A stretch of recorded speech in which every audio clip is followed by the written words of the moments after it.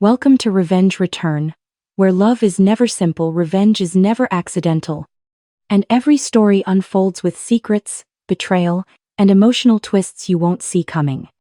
This is where the story begins. I was at work when my phone buzzed with a Zillow alert. My townhouse, the one I'd bought 3 years ago with my own down payment, my own mortgage, my own name on the deed, was listed for sale. Price, $340,000. Status, active. Sellers, joint family ownership. I stared at the screen. The photos showed my living room, my kitchen, my bedroom.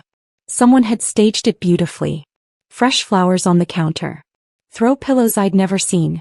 The description read, charming 3-bedroom townhouse in desirable neighborhood. Motivated sellers ready to close quickly. My hands went cold. Called my parents. Dad answered on the second ring, voice bright. Oh good, you saw the listing. Your mom and I were going to tell you tonight. We've already had 2 showing requests. Tell me what? About selling the townhouse. It's time, don't you think? The market's hot. We can split the proceeds 3 ways, fair and square. Dad, that's my house. My name is on the deed. Mine alone. Well, technically yes, but we helped with the down payment advice, remember? And your mother picked out that light fixture in the dining room. It's a family asset, really. We're all invested. They'd given me a $200 Target gift card 3 years ago. For housewarming. The light fixture cost $89. You can't sell my house. We already listed it.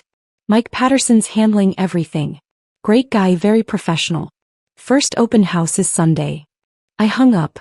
For 3 years I'd paid every mortgage payment. Every property tax bill. Every iggy. I'd fixed the leaky faucet, replaced the water heater, painted the spare bedroom twice. My parents had visited exactly once, stayed 20 minutes, complained about the neighborhood noise. Now they were selling it. I pulled up the MLS listing. There it was, formal documentation claiming joint ownership. A fabricated deed showing all 3 names. Notary stamp that looked almost real. My father's careful forgery of my signature. I didn't call them back. I didn't drive to their house. I didn't scream. I opened my laptop and navigated to the multiple listing service compliance portal. Filed a formal complaint. Attached my actual deed, sole ownership recorded with the county 3 years ago. Attached my mortgage documents showing me as the only borrower. Attached 3 years of payment history. Then I called my real estate attorney. The open house happened anyway. My neighbor texted me photos. 15 people toured my home while I sat in my office downtown watching my phone. My parents stood in my living room, shaking hands, discussing closing timelines. My mother served cookies she'd baked in my kitchen. Mike Patterson, their listing agent, handed out glossy brochures. Professional photos. Detailed floor plans. A paragraph about motivated family sellers looking for a quick, clean transaction. I waited. The MLS compliance investigation took 4 days. I got the call Tuesday morning. The investigator's voice was carefully neutral. Ms. Chin, we've completed our review of listing number 77438829. The property records are quite clear. You are the sole owner. The documents submitted by the listing agent show signatures that don't match county records. We're escalating this to our ethics committee and the State Real Estate Commission. What happens to the listing? Removed immediately. The agent will be notified. And Ms. Chin? You should probably contact law enforcement. This goes beyond a listing violation. The listing disappeared within an hour. Mike Patterson called my parents at 2:47 p.m. I know because my father called me at 2:51 p.m. voice tight. There's been some kind of mistake with the MLS system. Mike says the listing was flagged. Something about documentation. There's no mistake. What did you do? I submitted proof that I own my house. Just me. Not you. Not mom. Me. Silence. Then, you filed a complaint against us? Against Mike? He's been our friend for 15 years. He listed my property without my authorization using forged documents. That's fraud. It's a family matter. You're making this into some kind of legal thing when it's just a misunderstanding about. You forged my signature on a fake deed. You scheduled showings in my home without my permission. You collected prospective buyers' information intending to sell property you don't own. What part of that is a misunderstanding? He hung up. The brokerage firm called me Wednesday morning. Regional manager. Voice professional, carefully apologetic. Miss Chen, I want to assure you we're taking this matter very seriously. Mike Patterson has been placed on administrative suspension pending investigation. We had no idea the ownership documentation was fraudulent. He's been with us for 12 years, never had a complaint. What happens now? We've reported this to the State Real Estate Commission. There will be a formal hearing. His license is at risk. And I need to ask, do you intend to pursue legal action against the brokerage? I thought about it. Mike Patterson had taken my parents at their word. Accepted their fabricated documents. Scheduled showings. Took listing photos. Printed brochures. Never once verified actual ownership. I want him to lose his license, I said. And I want a formal apology from your firm acknowledging you listed my property without authorization. You'll have both. My parents sent my sister to talk to me. She showed up at my townhouse Thursday evening, apologetic smile already in place. Look, I think everyone overreacted. Mom and Dad were just trying to help you move up in the world. Get some equity out, maybe buy something bigger. They don't own this house. But your family. What's yours is theirs, what's theirs is yours. That's how family works. No. That's how theft works. She sighed. Mike Patterson might lose his real estate license over this. His whole career. Because you couldn't just talk to Mom and Dad privately instead of getting lawyers and government agencies involved. I pulled up my laptop. Showed her the fabricated deed with my forged signature. They created fake legal documents. They committed fraud. Mike Patterson participated in that fraud. These are the consequences. They're your parents. And this is my house.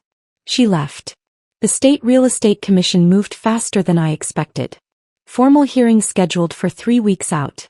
Mike Patterson's license suspended immediately pending investigation. The brokerage sent a certified letter apologizing for any inconvenience or distress caused by the unauthorized listing of your property. My parents hired a lawyer. He sent a letter claiming good faith misunderstanding and family miscommunication. Suggested mediation. Proposed my parents could pay me $5,000 to settle any hard feelings. My attorney responded with a demand letter. Return of all keys to my property. Formal written admission they have no ownership stake. Reimbursement for my legal fees. And a cease and desist prohibiting them from making any future claims about my property.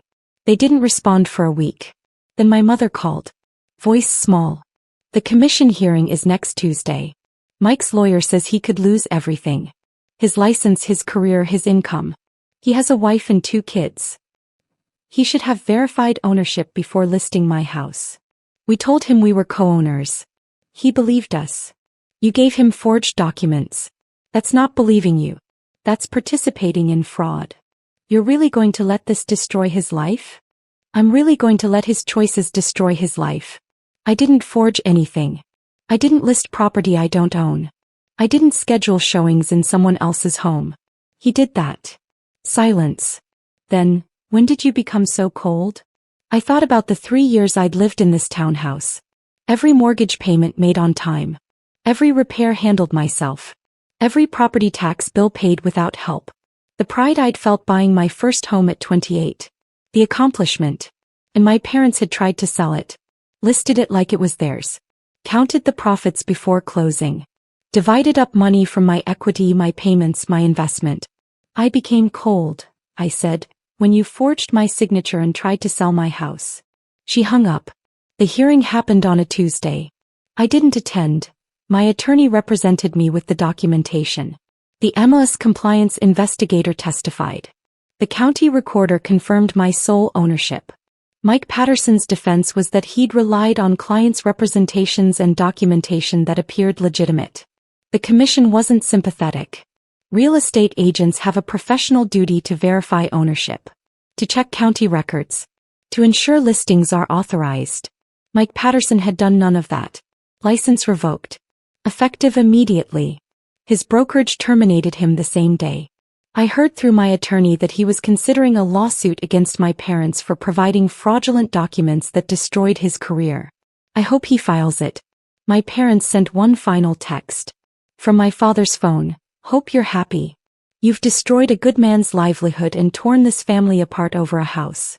Was it worth it? I didn't respond. Instead, I changed my locks. All of them. Installed a security system with cameras.